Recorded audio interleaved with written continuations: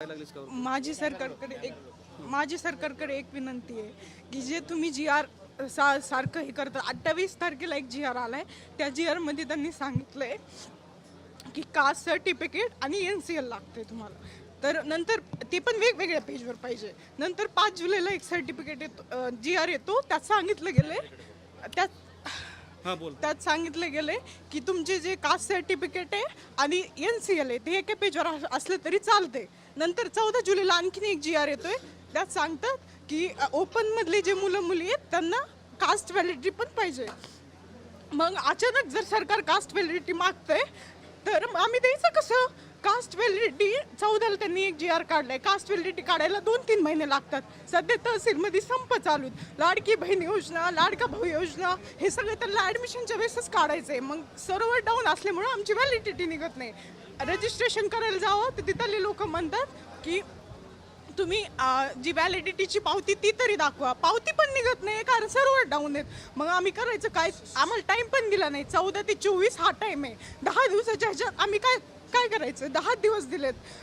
जरी पावतीवर ते म्हणतात पावतीवर रजिस्ट्रेशन करा. पावती रजिस्ट्रेशन कसं होणार? पावती पण भेटत नाही कारण लोक संपावर गेलेत.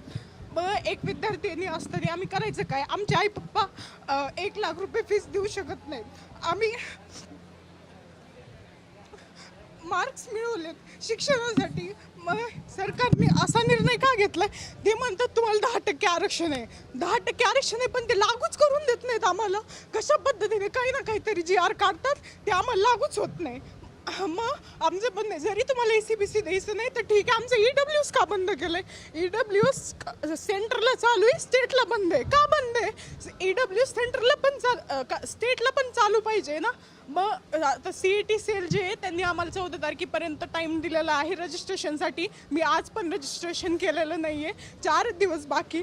आणखीन दादा म्हणताय की मी त्यांना सांगितलं आहे पण जर 4 दिवसात त्यांचा निर्णय नाही आला तर माझा 2 वर्षाचा अभ्यास बुडतोय. मग मला 1 वर्ष गॅप घ्यावं लागेल, परत अभ्यास करावं लागेल, परत CET द्यावं लागेल. मग त्यासाठी माझं सरकारला एवढं म्हणणं आहे की लवकरात लवकर ACBCसाठी काहीतरी निर्णय घ्या. आणि जरी तुम्हाला व्हॅलिडिटी पाहिजे तर व्हॅलिडिटी घ्या पण 2-3 महिन्याचा टाईम द्या. आमचे रजिस्ट्रेशन कॅन्सल करू नका. दादा त्यांनी व्हॅलिडिटीला तुम्ही म्हणतात ना की 6 महिन्याची टाईम मागितला.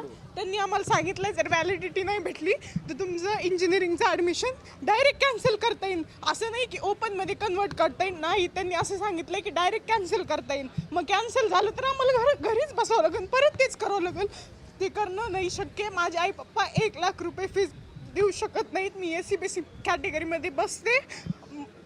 मला आज एक इंजिनिअरिंग कॉलेज अलॉट होते जिथे फीस 82,000 आहे. जर ACBC मला लागू झालं तर मला 10,000 रुपये फीस द्यायची गरज पडती.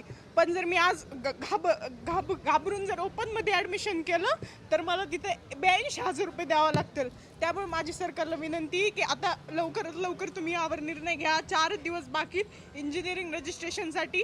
24 लास्ट डेट आहे. FC सेंटरला 25 डेट दिली. आम्हाला डेट वाढवून द्या. व्हॅलिडिटी घ्यायची तर घ्या पण पावती लवकरात लवकर. आम्हाला पावती पण भेटत नाही. ते सरचे लोक संपावर गेलेत. मग ते संपावर गेले तर आम्ही पावती कशी घ्यायची?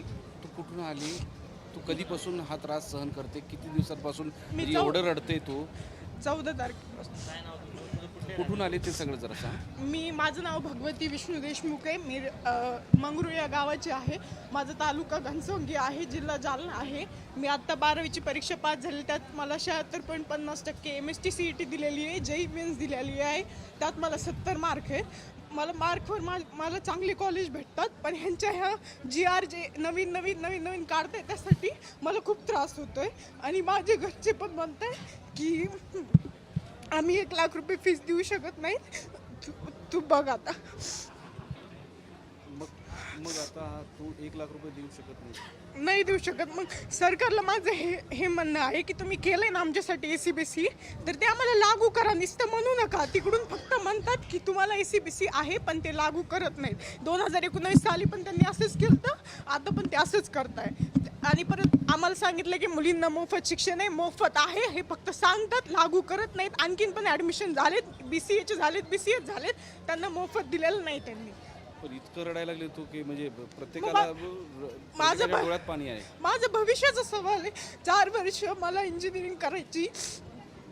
आई पप्पा जर नाही म्हटले तर मला घरीच बसतो लागेल.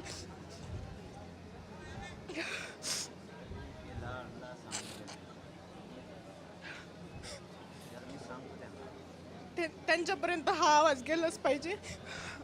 बरेच जण म्हणत होते की दादांपर्यंत हा आवाज पोहोचो. आज आमदार आपले असले, मुख्यमंत्री आपला असला तरी आपला आवाज कुणीच वरती नेत नाहीये.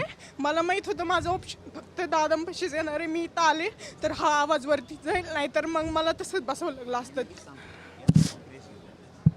दादा लवकरात लवकर 4 दिवस बाकी रजिस्ट्रेशनसाठी.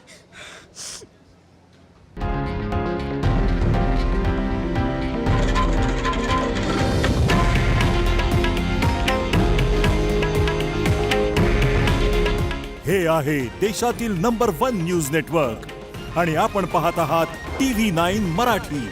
काळजी तुमची, हित महाराष्ट्राचं.